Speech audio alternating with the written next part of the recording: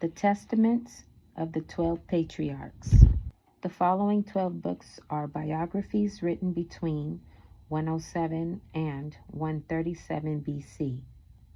They are forceful exposition showing how a Pharisee with a rare gift of writing secured publicity by using the names of the greatest men of ancient times.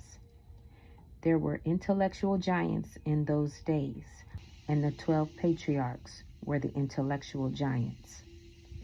Each is here made to tell his life story. When he is on his deathbed, he calls all of his children and grandchildren and great-grandchildren about him, and proceeds without reservation to lay bare his experiences for the moral guidance of his hearers. If he fell into sin, he tells all about it, and then counsels them not to err as he did.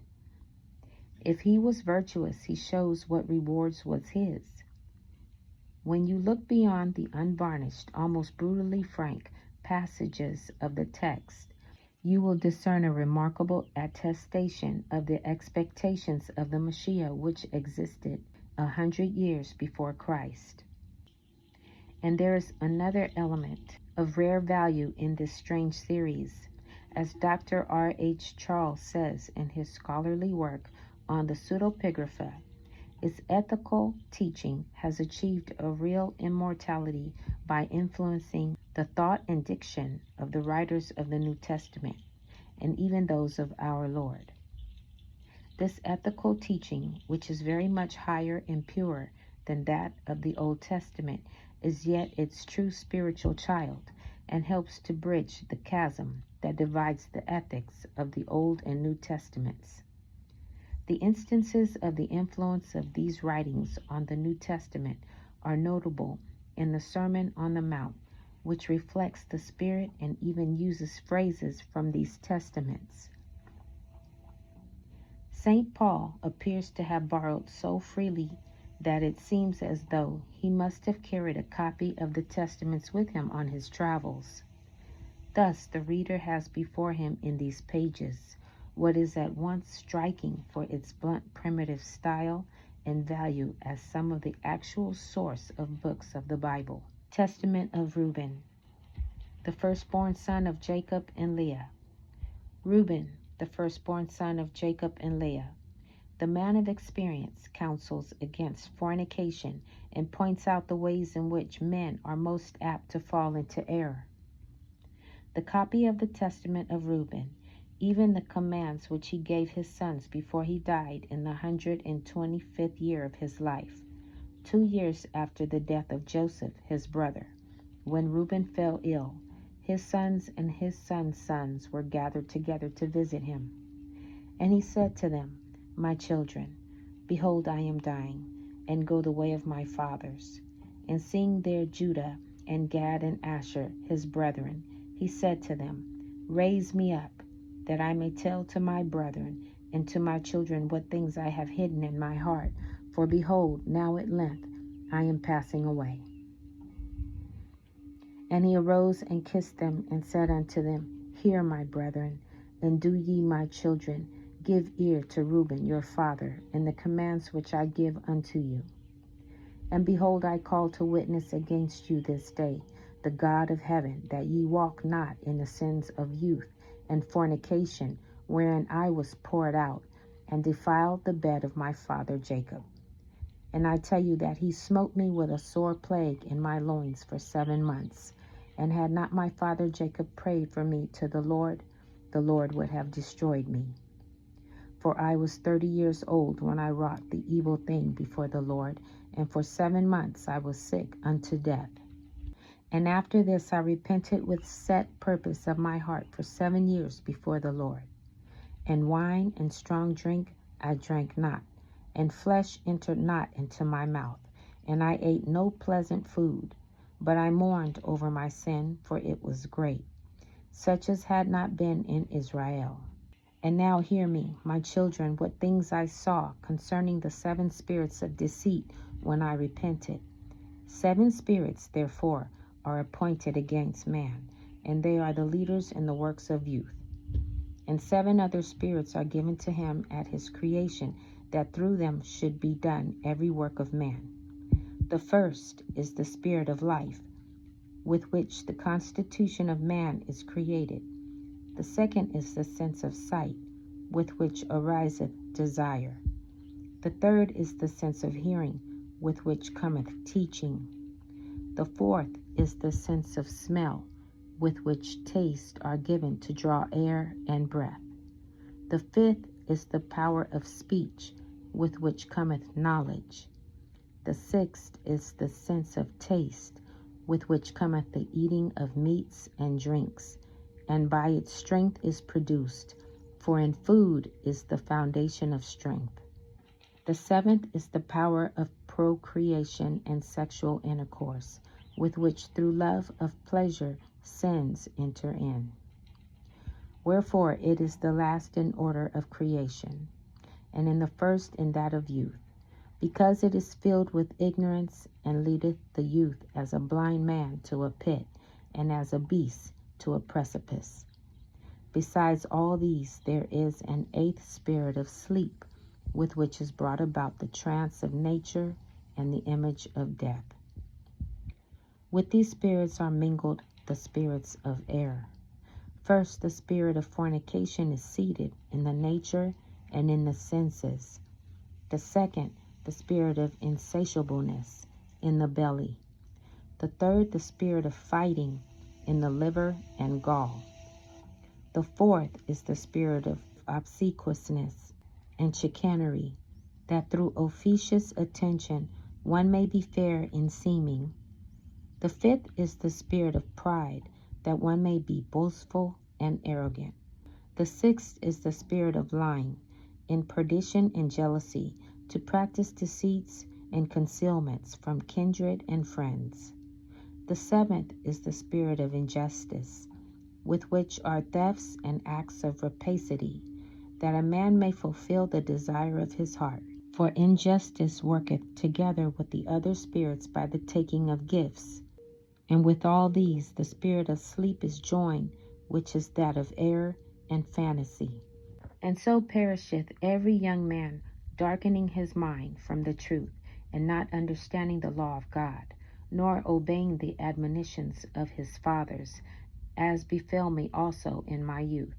And now, my children, love the truth, and it will preserve you. Hear ye the words of Reuben your father. Pay no heed to the face of a woman, nor associate with another man's wife, nor meddle with affairs of womankind. For had I not seen Bilhah bathing in a covered place, I had not fallen into this great iniquity. For my mind, taking in the thought of the woman's nakedness, suffered me not to sleep until I had wrought the abominable thing. For while Jacob our father had gone to Isaac his father, when we were in Eder, near to Ephrath, in Bethlehem, Bilhah became drunk and was asleep uncovered in her chamber. Having therefore gone in and beheld her nakedness, I wrought the impiety without her perceiving it, and leaving her sleeping, I departed. And forthwith an angel of God revealed to my father concerning my impiety, and he came and mourned over me and touched her no more. Chapter 2. Reuben continues with his experiences and his good advice. Pay no heed, therefore, my children, to the beauty of woman, nor set your mind on their affairs, but walk in singleness of heart, in the fear of the Lord, and expend labor on good works, and on study, and on your flocks, until the Lord give you a wife, whom he will that you suffer not as I did. For until my father's death, I had not boldness to look in his face, or to speak to any of my brethren because of the reproach. Even until now, my conscience causeth me anguish on account of my impiety. And yet my father comforted me much, and prayed for me unto the Lord, that the anger of the Lord might pass from me, even as the Lord showed. And thenceforth until now I have been on my guard, and sinned not. Therefore, my children, I say unto you, observe all things, whatsoever I command you, and ye shall not sin. For a pit unto the soul is the sin of fornication, separating it from God. and bringing it near to idols, because it deceiveth the mind and understanding, and leadeth down young men into Hades before their time. For many hath fornication destroyed, because though a man be old or noble, or rich or poor, he bringeth reproach upon himself with the sons of men, in derision with Beliar. For ye heard regarding Joseph how he guarded himself from a woman, and purged his thoughts from all fornication, and found favor in the sight of God and men.